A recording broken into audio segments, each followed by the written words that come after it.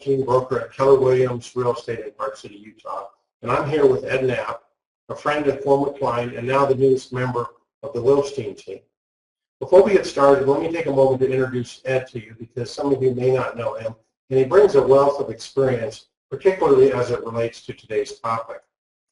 Ed's experience includes 15 years as a real estate broker in the Southern California market, where he handled both single-family residential sales and also investment properties, including rentals, apartments, and land. Ed also became Series 7 licensed as a financial advisor and worked almost 10 years at one of the major Wall Street firms. He also invests in real estate, has transacted many properties using self-directed 1031 exchange techniques, and besides administering a stock portfolio in his regular IRA, he also owns investment real estate inside his self-directed IRA. So the topic he's going to talk about, he practices what he preaches, and it's good to have him here. After moving from Southern California to Park City, Ed became a licensed real estate agent in the Park City Board of Realtors, and he has a breadth of experience and knowledge and a very rare perspective on understanding how both real estate and financial investments can come together. So he feels like by using a combination of both disciplines that everyday folks have a wonderful path toward financial security. When he's not running marathons, which he does quite often, he's looking for investment opportunities for his clients.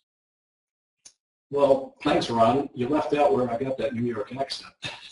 Welcome, everyone. It's great to be a member of the Wilstein Team. Their great reputation and years of experience have made it an easy choice to join the team, and I am flattered to be offered this opportunity.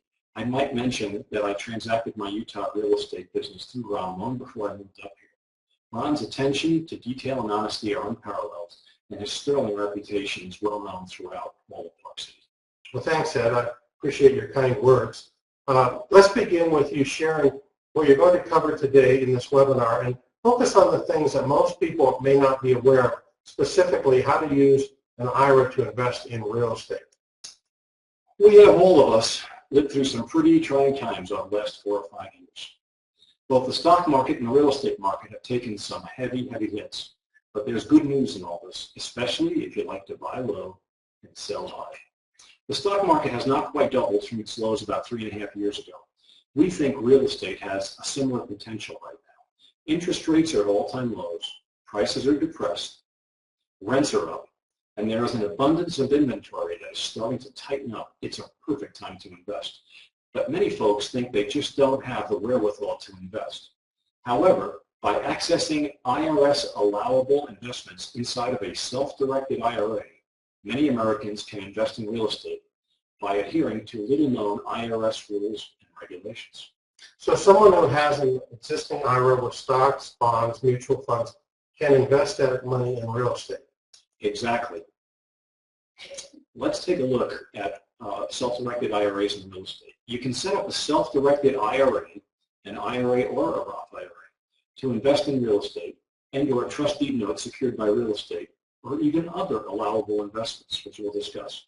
You can add diversification to your investment portfolio. You can profit from the real estate cycle as the economy recovers, and if you've seen some of our other recent webinars, we're putting out a lot of data that indicates right now that we have bottomed out and that the cycle is moving up right now. That's right. And additionally, you need to use only a portion of your IRA funds to invest. For instance, if you had a few $100,000, you could invest $20, $50, or $100,000 of that IRA. You don't have to invest all of it. If you follow the rules set forth by the IRS, you can invest in a variety of real estate vehicles. Please note, however, you need to consult with your appropriate financial professional. And let's talk a bit about what we can and can't give you advice on so there's no misunderstandings. Realtors are trained in the marketing and sale of real estate, and we do not provide clients with investment guidance, financial planning services, legal consultation, and tax advice. And additionally, the 2013 fiscal cliff legislation may change things, so you just want to be aware of that. Always consult with your financial professionals.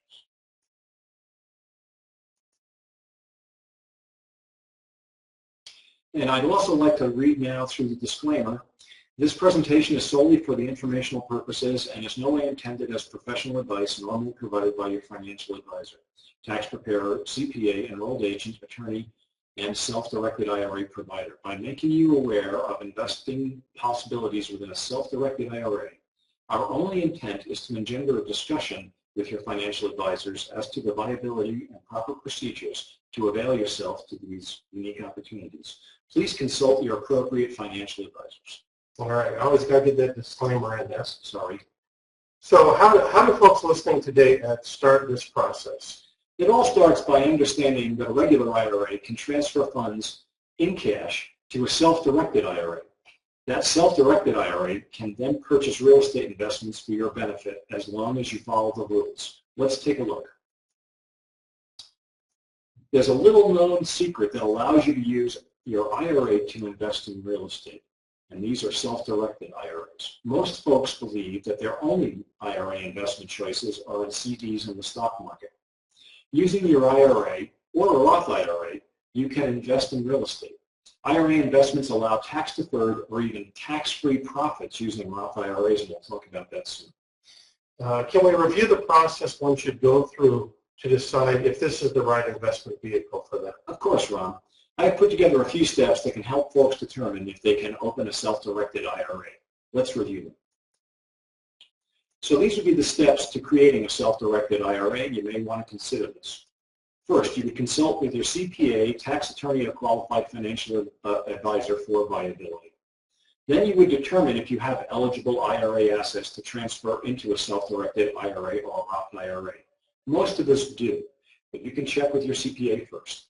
Then you can find an acceptable self-directed IRA custodian, someone who's going to hold that money for your benefit, and you can ask your CPA for a referral on that. Then you would carefully transfer the cash assets into your new self-directed IRA or a Roth IRA.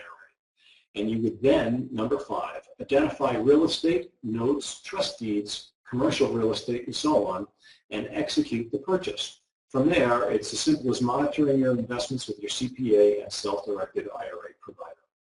So I notice here, as you highlighted in number 5, that real estate, notes, and trust deeds can all be used in a self-directed IRA. Absolutely. We're going to talk about that in a little bit in greater detail.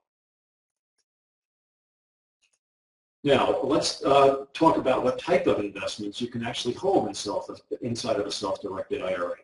And there's actually a few other things I haven't mentioned here, but these are the general ones. You can buy single-family investment homes. You can buy apartments, duplexes, land, and commercial real estate. You can own mortgages, deeds of trust, and promissory notes. Perhaps you want to lend money to somebody and as a mortgage deed and collect regular payments. You can also invest in tax lien certificates, private limited partnerships, and private placements, equipment leasing, and many other investments. So there's really quite a bit of flexibility here. Yes, but many folks don't even know that this is available to them. But for today, let's stay focused on the more typical investments: real estate, land, and homes, and real estate notes and trust deeds. Your choice between these two is simple. You can be an owner or a loaner. Much like the stock market, you can be an owner, like owning a stock is like owning real estate, and reap the reward for risk. Or you can be a loaner, much like investing in a bond, is like lending money for a trust deed, where you get regular monthly payments, regardless of the market going up or down. So you see real estate and the stock market work on very similar principles. So having a bond in your IRA is very much like lending money for a trust deed in a self-directed IRA. The concept is similar. And owning a stock is very much like owning real estate. You take the risk in anticipation of the market going up, and when it does go up, you receive all the profits. Yes, and we think we're in that situation right now. Although there are many differences, you can conceptually think of it in those terms, and it makes it easier to understand. You're either an owner or a loaner. Now, there are certain rules that must be followed in these sorts of investments through self-directed IRAs. And would you walk us through them? Yes, I would. Let's go through those. First of all, we want to issue a caution here again. You must follow the IRA rules. They're going to allow you to do this, but you have to follow their rules. If you don't follow the rules set forth by the Internal Revenue Service, you can jeopardize the tax-deferred status of your account. This could lead to disqualification of the IRA and severe tax consequences. For the most part, however, if you just sit down with your CPA, they're going to guide you through this, and there's not going to be any promise. Okay. Much like a regular IRA, you must be careful when transferring funds also. What you invest in and adhering to all the rules and regulations. Your CPA and your self-directed IRA provider can help you with these requirements. They should be part of your financial team. So tell us where we can get the funds to open up a self-directed IRA or a Roth IRA. It's pretty simple, Ron. You can use existing retirement plans to fund self-directed IRAs and self-directed Roth IRAs. So let's look at those here on this next slide. These are possible funding sources for a self-directed IRA. You can use your existing IRA or your existing Roth IRA, convert cash, and then open up a self-directed IRA and merely transfer that money into it. Okay. You can do the same thing with a SEP IRA and a simple IRA for those of you that might be self-employed using those types of plans. You can use 401k money, 403b money, and or 457 plans. And again, if you consult with your CPA, they will help walk you through that to make sure you don't get in trouble. Okay. Just keep in mind, unless you are willing to convert an IRA into a Roth, you must move your money from like to like. For instance, you can't convert a regular IRA into a Roth IRA without paying taxes. However, sometimes that strategy is exactly what you may want to do. Prior to retirement, you may want to pay taxes and then reap all the benefits of future appreciation tax-free, which a Roth IRA will allow you to do. However, sometimes that strategy may be exactly what you want to do. You need to discuss this with your CPA, and it may be well worth the effort for future tax savings. There are rules to follow when transferring funds, but your CPA will always help you. Okay. So let's say that we understand the benefits of a self-directed IRA and we have the funding sources available to us. Are there things that can't be done in a self-directed IRA? That's a great question. Let's review what can't be done in a self-directed IRA so folks out there listening understand. Let's look carefully at this next slide. You can't buy property for your personal use for either present or future use. There is a workaround on this with a Roth IRA, but for the most part, you can't buy a property inside of an IRA, self-directed IRA, and then use it for a vacation home. Okay? You can't borrow money from your own self-directed IRA for your own benefit. You can't be selling a property you own into your own self-directed IRA. And using your self-directed IRA as a security for a loan is also not acceptable. And receiving unreasonable compensation for managing properties inside of your self-directed IRA is not allowable. So typically, you're going to not do your own property management if you have a self-directed IRA. And again, your CPA can help you, and there's IRS publications we've noted at the bottom of the screen that can help people read through that. In addition, the IRS also doesn't want taxpayers to take unfair advantage of this opportunity. So let's look at some additional rules they want us to follow on the next slide. You can't do what's called self-dealing. In other words, you can't be dealing with yourself inside of your self-directed IRA. And so what they have named are what's called disqualified persons. So you can't be using a fiduciary yourself in a self-directed IRA. And you can't be lending or buying with certain family members, spouses, parents, children, and spouses, the greats and grands, which are children and parents. And there's a long list. It's published, so you can just go through that list and make sure that you're not making any errors there. And you can't be investing with the service provider of your self-directed IRA. And certain entities which you might have an interest. For instance, if you have a large portion of a company that is benefiting from the self-directed IRA, you can't use that as an investment. But if in doubt, check it out, and all you have to do is sit down with your CPA, and they know all the rules. So it looks like the IRS just wants to make sure everybody's playing fair. That's correct, Ron. Because an IRA has certain tax-deferred benefits, the IRS wants to make sure that there is a firm separation between tax-deferred accounts and taxable investments. If you think of it in terms of two separate railroad tracks, one being IRA funds and the other track being everyday taxable investments, like a checking account or any investments without the advantages of an IRA, then you can see how many of these rules are set up to keep you from changing tracks. IRAs are meant for retirement, not everyday use. If the government gives us a tax incentive to save for the future, they want their fair share back at a later date. IRA investing seems very fair to me, so I recommend everyone just follow the rules. What other rules are there that we should know about it? Let's quickly note a few other rules, but basically it goes back to staying on that track we just talked about. The self-directed IRA can't buy property owned by you or a disqualified person. We've already covered that. And special title documents have to have the custodian for the benefit of wording. So you need to see that on the account, but the self-directed provider will more than take care of that for you.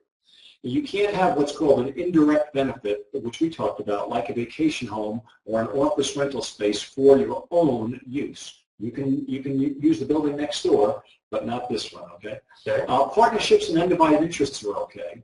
And if you use financing, what's called an unrelated business income tax may be due. And this is why oftentimes your CPA and perhaps us may recommend that you buy your self-directed IRA property in cash. And we can always talk about that further, or you can consult with your CPA. Real estate expenses must be paid from your self-directed IRA, and income must return to your self-directed IRA. So let's talk about that. Let's say that you have a investment property and it needs a repair. You need to have enough money in your account to take care of that repair. But also, as you're receiving rents with a positive cash flow, those must also go back into your self-directed IRA. You can't siphon that money off unless you follow the rules for any IRA. So we typically do not recommend that. This is for retirement for a later date. Okay. Okay, I think that covers it. The only thing I haven't talked about is 1031 exchanges for taxable accounts, which we're going to talk about in a minute. But I want to let people know that if you can't buy or it doesn't make sense to use self-directed IRAs, you may want to use 1031 strategies for your taxable accounts. Okay. Well, I can see with all these rules that it's pretty smart to consult your CPA in order to not inadvertently do any violations that might jeopardize this. Now, to be fair and clear, I always like to go over the pros and cons with any investment strategy. So, Ed, what have you got for us on this one? Well, we like to advise our clients, so let's talk about the pluses and minuses. So here's some advantages of self-directed IRAs. Capital gains and income tax are deferred and may be tax exempt for Roth IRAs. Again, this is for a later date, just like your retirement plan at work. The other advantage is it allows for diversification from stocks, bonds, and mutual funds and cash, especially if you have larger traditional or larger Roth IRAs invested in those vehicles. And as we already alluded to, you can take advantage of depressed real estate markets. We think, if you've seen our other seminars of recent, that we are seeing a lot of data that shows that the bottom is in this market right now, and that we have an upward cycle coming in real estate. So it's a great time to be buying real estate. And you get to self-direct your investments. Unlike Wall Street, where you may not be familiar with what's going on, you can invest in what you know. And I think a lot of people get frustrated with Wall Street because they feel like they have no control, and having a self-directed opportunity here is really great. Yes, and we think that both opportunities may be worth a look, but this is one way to diversify some of those investments. Okay, and some disadvantages? Let's talk about some of the disadvantages. You need a percentage in cash reserves for expenses and repairs, like we just talked about. If there is an expense or repair, your account can't be at zero, it needs to have cash. And your self-directed IRA provider will usually give you some rules or guidelines as to how much cash they'd like to see in that account. Okay. And sorry, there's no immediate depreciation for your tax returns, but then again, there's no recapture of depreciation at a later date. And your role is limited in property management, as we discussed earlier. And leveraging mortgages is more difficult and expensive and subject to that UBIT. So we recommend, for most of the time, that you may want to consider just buying cash. You may be subject to some liability exposure, but again, by merely talking to your insurance agent for a small amount, you can generate a policy that protects you there. And profits are subject to the IRA distribution tax rules, just like they are in your retirement account. So, for regular retirement account. So, for instance, if you make a profit, it's unrealized right now, but in the future, the IRS may say we want a portion of those profits. But again, don't forget about that Roth IRA, where you can use after-tax money now to avoid taxation at a later date. Extremely powerful. And family, companies, and beneficiaries are not allowed. We discussed that already. And analysis may indicate using 1031 exchanges, which we also talked about, or just plain paying taxes as a better alternative. But it's easy to just do that analysis, 1031 exchange, pay your taxes, or use a self-directed IRA. And those are great choices that you can sit down and discuss with your CPA. All right. Well, it's good to have both sides, the pros and the cons, like pancakes. Two sides to everything, isn't it? That's correct, Ron, but I'm starting to get hungry, so let's wrap this up.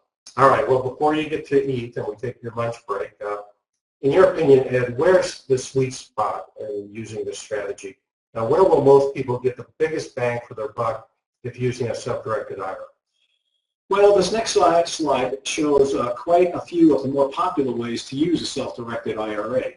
However, the sweet spots based on taxation, IRS rules, and ease of investing for most smaller investors are going to fall into three areas as follows: lending money, which we talked about, being a loaner, trust deeds and promissory notes. The second one would be buying land for cash or buying homes for cash. And the third one, which we have alluded to, is buying a retirement home to be dispersed at a later date from your Roth IRA. So let's go over these. You can buy raw land, improve it, and subdivide it and sell it, and you're not going to have any immediate taxation. You can buy homes for cash, but remember, there's no immediate depreciation for tax write-off. These are excellent accounts to buy and flip properties to avoid the short-term capital gain tax. And you can also buy long-term triple net leases. You can create an LLC, and there's a setup cost associated with that, and unless you're doing larger transactions, we don't advise that. And you can invest in promissory notes and deeds of trust, which we already explained. So if you like regular income right now, you can get somewhere between 5 to 10 times as much money as you might be getting from a CD. If you're getting 0.5% interest on a CD right now, it should be very easy to lend money at around 5%. Think about that. And you may be able to buy your future retirement home in a Roth IRA if you follow some rules that your CPA can explain to you.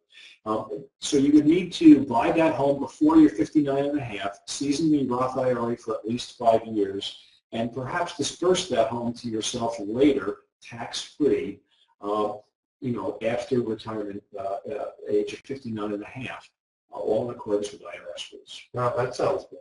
It is a good one. Now, in the case of buying a home or, say, a condominium and renting it out, how are expenses and rents managed? Well, that's a great question, and we've already touched on this. Remember, this is all done inside of an IRA, so you have to keep extra cash in an IRA account to handle vacancies, repairs, and so on. And rents go right back into the IRA, too. If you violate these rules by changing those tracks we talked about earlier, you could suffer taxation, penalties, or even have the transaction, possibly the whole IRA disallowed, which are all to be avoided as you grow the gross amount of your IRA. Land investments are relatively easy since you just pay property taxes and assessments from your IRA, and perhaps an insurance policy for liability protection, all of which we've discussed. Now, when it comes time to withdraw your self-directed IRA investments, it's much like a regular IRA, isn't it? Yes, for the most part, but remember, we're all in the business in this great country with our Uncle Sam. Therefore, I recommend you always consult with your tax and legal advisors before you make any decisions that could unknowingly affect your tax liability. This is very easy. This goes along with all your investments, not just real estate and IRAs. Just talk to your appropriate professional first and make sure you're doing it right. Also, if you can invest using post-tax dollars in a Roth IRA, you may be able to completely avoid tax on the appreciation of your assets.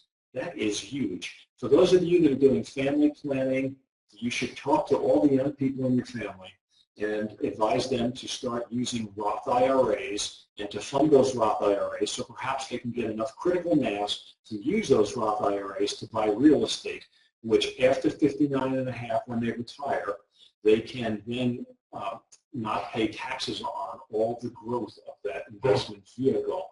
In addition to that, Roth IRAs make it much more easy to transfer those assets intragenerationally. Powerful. Very powerful.